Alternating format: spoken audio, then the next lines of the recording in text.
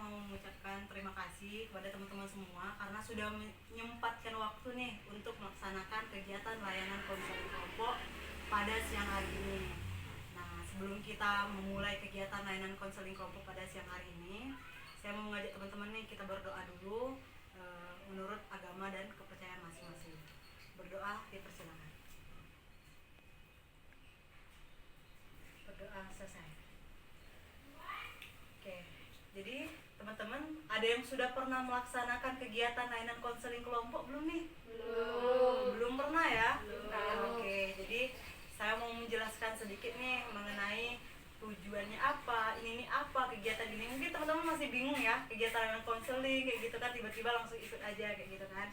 Nah, jadi saya mau menjelaskan bahwa kegiatan layanan konseling kelompok adalah proses pemberian bantuan kepada individu di dalam dinamika kelompok. Jadi kita membahas masalah pribadi nih, misalnya seperti Pranita itu memiliki masalah pribadi nih, kita pecahkan nih, kita selesaikan nih di dalam kelompok, kita bahas sama-sama, kita cari solusi sama-sama di dalam dinamika kelompok ini kayak gitu. Nah, sedangkan tujuannya itu tadi, kita mencari solusi, kita mencari akar persoalan, kita mencari solusi dari permasalahan itu. Jadi kan kalau di dalam kelompok kita mendapatkan banyak masukan kayak gitu kan, mendapatkan banyak solusi kayak gitu kan. Nah, jadi nanti si klien atau si pemilik masalah itu tinggal memilih dan memilah solusi apa dari teman-teman yang bisa ia laksanakan, yang bisa ia gunakan kayak gitu. Nah, jadi saya mau menjelaskan sedikit tata cara dalam pelaksanaan kegiatan konseling kelompok ini. Itu ada 4 tahap ya teman-teman. Yang pertama itu tahap pembentukan, yang seperti kita tadi berdoa dulu, menjelaskan seperti yang sekarang dulu. Nah, baru nanti ada tahap peralihan. Di tahap peralihan nanti kita memilih topik apa yang akan kita bahas di dalam kegiatan layanan konseling kelompok. Nah, selanjutnya adalah tahap kegiatan, di mana tahap kegiatan ini merupakan puncak dari kegiatan layanan konseling kelompok. Kita akan membahas secara tuntas persoalan pribadi individu di dalam kegiatan layanan konseling kelompok ini. Dan yang terakhir adalah tahap pengakhiran, di mana solusi sudah didapat, permasalahan sudah diatasi, dan semuanya setelah selesai. Dan sebelumnya saya mau menjelaskan nih sedikit asas-asas dalam kegiatan layanan konseling kelompok atau bimbingan dan konseling kelompok. Itu kita asas kerahasiaan. Jadi ketika kita melaksanakan layanan seperti ini nih, permasalahan yang kita bahas di sini itu tidak boleh sampai keluar. Cukup kita yang ada di dalam kelompok ini yang mengetahui kayak gitu. Orang-orang di luar nggak perlu tahu permasalahan. Oh, ini memiliki masalah ini, nggak usah kayak gitu. Nah, selanjutnya asas kesukarelaan. Teman membantu teman yang sedang menghadapi masalah itu dengan sukarela tanpa embel-embel atau apapun gitu. Dan keterbukaan, kita terbuka, jangan ada yang dipendam-pendam, jangan ada yang ditutup-tutupi gitu, agar permasalahannya titik masalahnya kita tahu, agar kita bisa menyesuaikan dengan solusi apa yang akan kita berikan. Dan selanjutnya yaitu kenormatifan, kita memiliki norma, aturan itu kita menjaga adab, kita memiliki aturan dalam berbicara kayak gitu teman-teman. Dan keputusan di tangan klien, kita memang melaksanakan kegiatan ini dan memberikan solusi terbaik dari kita, tetapi kita tidak bisa memaksakan nih si pemilik masalah untuk mengikuti solusi yang kita berikan. Keputusan tetap di tangan klien, putusan tetap di tangan pribadi gitu. Nah, jadi sebelum kita melaksanakan kegiatan nih, jadi masih pada diem semua kan, masih garing semua kan. Jadi kita perkenalan nama dulu nih. Mungkin ini kan ada yang dari Dehasen, ada yang dari Poltekkes, dari Unip, dari UMB kayak gitu kan. Nah, jadi kita perkenalan nama dulu nih. Sebelumnya, perkenalkan saya pemimpin kelompok, saya dari Prodi Bimbingan dan Konseling, nama saya Rosdiah Mereka, NPM A1L019066 kelas 3B. Nah, selanjutnya kita perkenalan serangkaian namanya dari sini nih. Sebutkan nama saya, nama Anda, selanjutnya sampai ke sini. Oke, bisa mengerti kan? Oke, lanjut. Oke, baik. Assalamualaikum warahmatullahi wabarakatuh. Waalaikumsalam warahmatullahi wabarakatuh. Halo Kak Reka, perkenalkan nama saya Febrita Alevinasa. Kalian semua bisa memanggil saya Dita. Saya dari Universitas Muhammadiyah Bengkulu. Oke, selanjutnya. Baik, assalamualaikum warahmatullahi wabarakatuh. Waalaikumsalam warahmatullahi wabarakatuh. Halo Kak Reka dan Kak Dita, perkenalkan nama saya Pranita Fauzianti. Saya dari Universitas Bengkulu. Oke, selanjutnya. Assalamualaikum warahmatullahi wabarakatuh. Reka, Haika, Dita, Haika, Pranita. Perkenalkan, nama saya Febi Guspasari. Saya dari Universitas Yayasan Bengkulu. Assalamualaikum warahmatullahi wabarakatuh. Waalaikumsalam warahmatullahi wabarakatuh. Halo Kak Reka, Halo. Kak Dita, halo Pranita, halo Feby. Perkenalkan, nama saya Wulandari Kasentia. Saya berasal dari Poltekkes Kemenkes Bengkulu. Oke, jadi kita udah banyak yang kenal nih kan, udah saling kenal kan nama-namanya. Nah, jadi kita sudah melaksanakan tahap pertama, tahap pembukaan gitu. Jadi kita masuk ke tahap peralihan gitu. Teman-teman harap aktif ya dalam kegiatan layanan konseling kelompok ini. Nah, jadi kira-kira teman-teman sudah siap belum untuk melaksanakan kegiatan layanan konseling kelompok nih? Sudah. Oke, udah siap ya. Jadi kita buat perjanjian ya. Selama kegiatan layanan konseling kelompok jangan buka HP dulu atau melaksanakan kegiatan di luar kegiatan layanan konseling kelompok terlebih dahulu ya. Oke, jadi saya mau nanya nih, kira-kira masalah apa dan masalah siapa nih yang akan kita bahas di dalam kegiatan layanan konseling kelompok ini? Kira-kira dari Febi dulu, kira-kira masalah apa nih?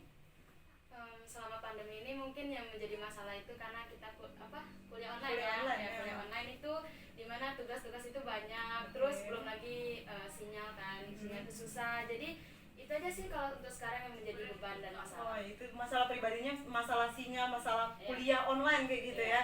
Oke, selanjutnya dari si Pranita. Kalau dari saya sih Kak, saya itu punya masalah sama teman sekosan saya karena dia Oke. itu orangnya pemalas, Ya.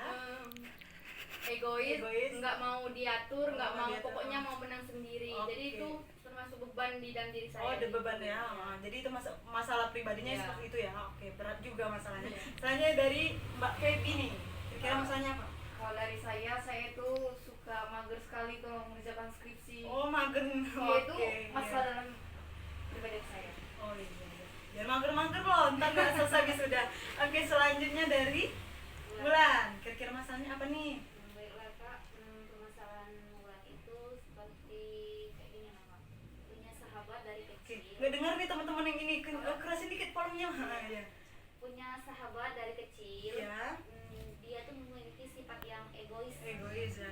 Mau menang sendiri. Hmm. Pokoknya dia tuh mau minta bantuan yang dia aja, nggak mau Iya. bantuin kembali ke Wulan kan. Nah ada satu ketika Wulan minta bantuan ke dia kan, minta bantuan minjamin buku, tapi dia nggak mau bantuin. Dia nggak tahu padahal posisi kondisi saya tuh mau minjam bantu, sedangkan lagi ada musibah kan kayak gitu. Padahal ada tugas, Iya. dia nggak mau bantuin. Pokoknya dia tuh agak marah gitu sama Wulan tuh. Ya, jadi dia nggak ngerti posisi dan keadaan Wulan ya kayak gitu. Padahal Wulannya lagi situasinya nggak bisa kayak gitu, perlu bantuan kayak gitu, egois kayak gitu ya. Nah, jadi teman-teman sudah memberikan masalah pribadinya masing-masing. Kira-kira masalah siapa dulu nih yang mau kita bahas di pertemuan kali ini di dalam layanan konseling kelompok nih? Kira-kira masalah siapa nih?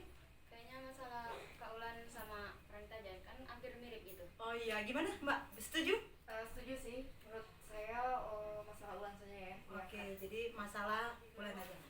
Oke, jadi hampir mirip ya masalah berdua. Ini temennya egois, ini juga temennya yang egois ya. Jadi kita bahas permasalahan sahabat atau temen yang egois kayak gitu ya.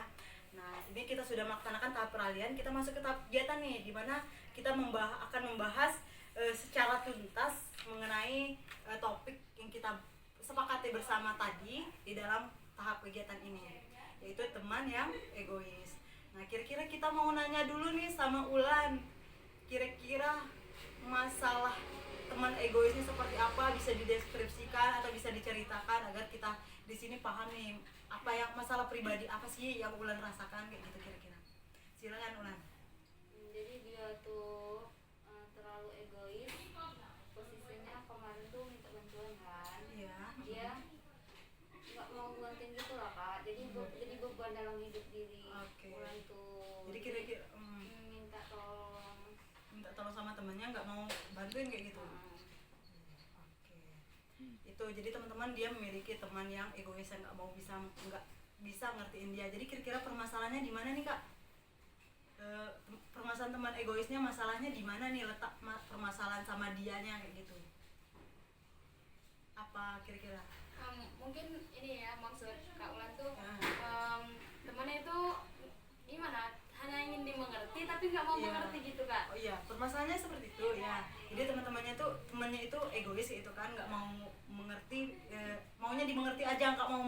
orang kayak gitu ya intinya. Kayak gitu lah Kak.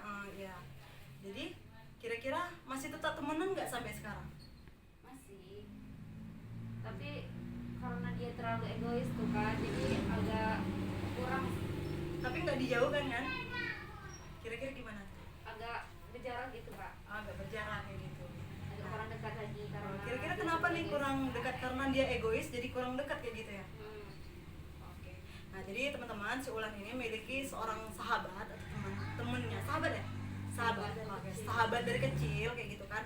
Yang punya sifat yang egois kayak gitu. Jadi sekarang ini Ulan sama temennya itu berjarak kayak gitu. Jadi nggak sedekat dulu lagi ya. Jadi nggak sedekat dulu lagi kayak gitu. Karena sikap atau sifat yang egois kayak gitu. Kira-kira pendapat dari teman-teman nih mengenai tindakan yang Ulan lakukan.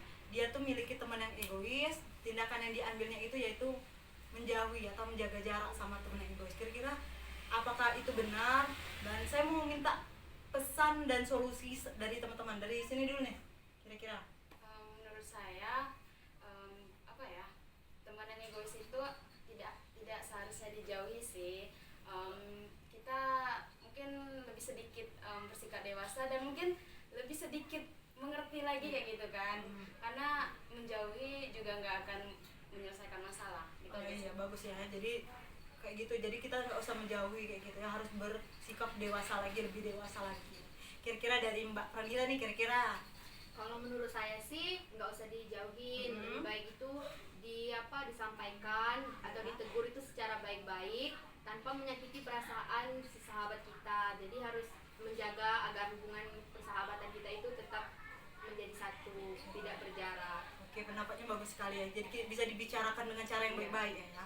Oke, selanjutnya dari Feby nih kira-kira. Nah, kalau menurut saya tidak usah jauhin ya, karena itu akan memutus tali silaturahmi antara kita dengan sahabat kita. Oke, jangan dijauhin ya. Soalnya harus tetap bersahabat kayak gitu. Nah, kira-kira gimana nih Ulan? Apa masih ada yang mau ditanyakan lagi? Biar teman-teman di dalam kelompok ini bisa bantu Ulan dalam memecahkan permasalahan ini atau gimana kayak gitu. Baiklah, mungkin saya lebih untuk jadi lebih baik lagi, saya tidak akan menjauhkan sahabat saya lagi. Oke, kira-kira ada nggak yang mau ditambahkan atau ditanyakan lagi dalam permasalahan yang dihadapi atau sudah cukup puas kayak gitu sebelum saya tambahkan? Sudah cukup.